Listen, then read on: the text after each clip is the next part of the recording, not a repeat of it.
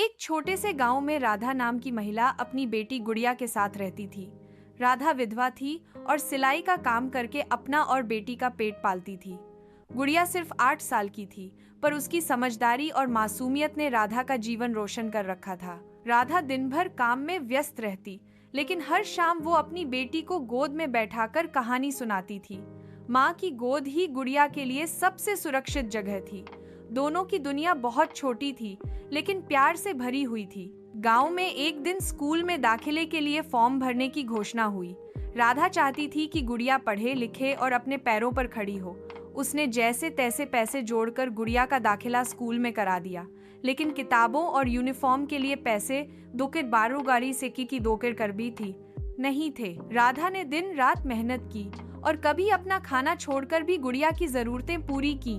गुड़िया को भी यह एहसास था कि माँ कितना संघर्ष कर रही है।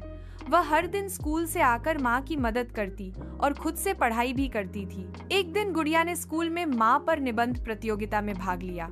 उसने अपनी माँ की कहानी लिखी, कैसे वह अकेले सारी जिम्मेदारियां निभा रही है, कैसे वह उसकी सुपर हीरो है। उसकी लेखनी में सच्चे भाव थे। वह निबंध पूरे स्कूल में प्रथम आया।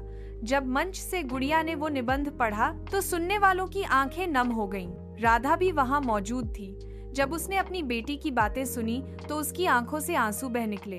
वह मंच पर जाकर गुड़िया को गले लगा ली। उस दिन माँ और बेटी के बीच का रिश्ता और भी मजबूत हो गया। समय बीतता गया, गुड़िया बड़ी होती गई, पढ़ाई में अव्वल रही। उसने स्कॉलरशिप से कॉलेज में दाखिला लिया। राधा अब बूढ़ी हो चली थी, पर उसके चेहरे पर सुकून था। उसकी मेहनत रंग लाई थी। कुछ सालों बाद गुड़िया एक स्कूल में टीचर बन गई। पहली तनख्वाह मिलने पर वह सीधा माँ के पास गई, उसके पैर छुए और बोली, ये सब आपके प्यार और त्याग की बदौलत है माँ। राधा की आंखें भर आईं। उसने बेटी का चेहरा प्यार से चूमा और कहा, तू ही मेरी दुनिया है गुड़िया, मेरा हर त्याग तेरे इस मुस्कान के लिए था। यह कहानी सिर्फ एक माँ और बेटी की नहीं, हर उस माँ की है जो चुपचाप अपनी दुनिया को संवारती है, बिना किसी शिकायत के।